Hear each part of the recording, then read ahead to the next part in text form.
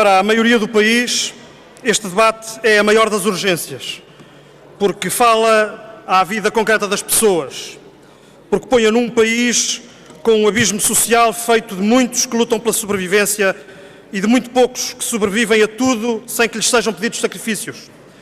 Um país em que há representantes do capital que só por o serem oferem entre bónus, prémios e salários 500 salários mínimos nacionais, com um tratamento fiscal generosíssimo. O país de António Mexia, de Zainal Bava, de Rui Pedro Soares ou de Ferreira de Oliveira é o mesmo país, mas do avesso dos mais de 600 mil desempregados. E o que o Governo diz às centenas de milhares de portugueses atirados para a margem é que lhes diminuirá o subsídio de desemprego para que eles aprendam a aceitar com gratidão empregos com remunerações abaixo do salário mínimo nacional.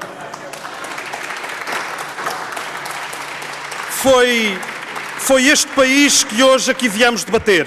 Se há na economia portuguesa um monstro que engorda sem cessar, esse monstro é o das desigualdades.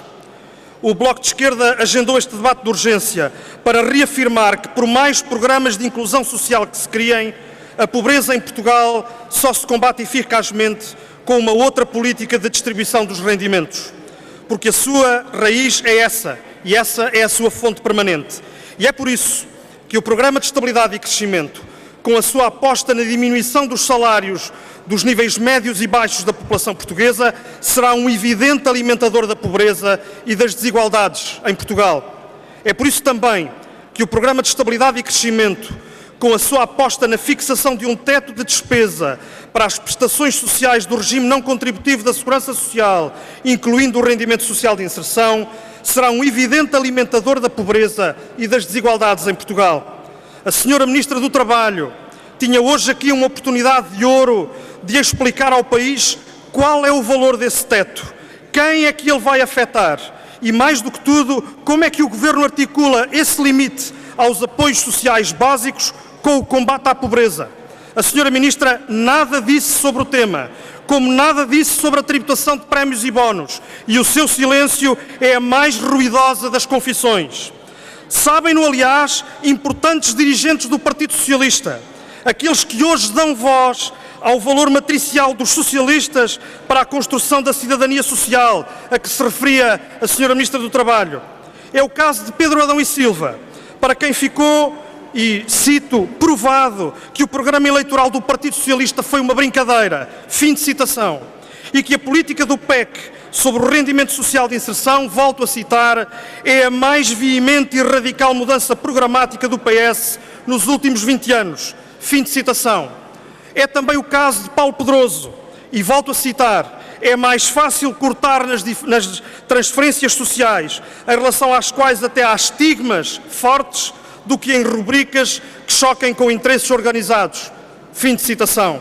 Com a política de alimentação das assimetrias preconizada no Programa de Estabilidade e Crescimento, volto a citar, o Partido Socialista entrou numa deriva à direita. Foi o que disse, e bem, João Cravinho. Senhor Presidente,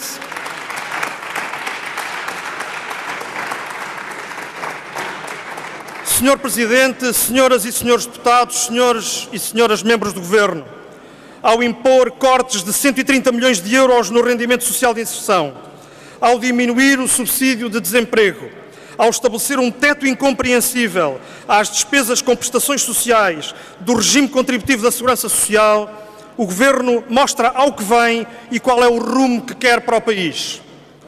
Corta-se no subsídio de desemprego porque se suspeita que os desempregados preguiçam à sombra do apoio social.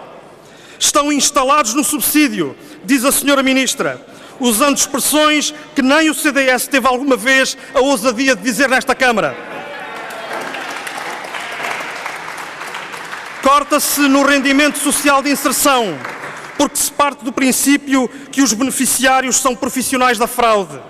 Este raciocínio, tão caro à extrema-direita parlamentar, torna-se indigno quando perfilhado por quem se diga socialista.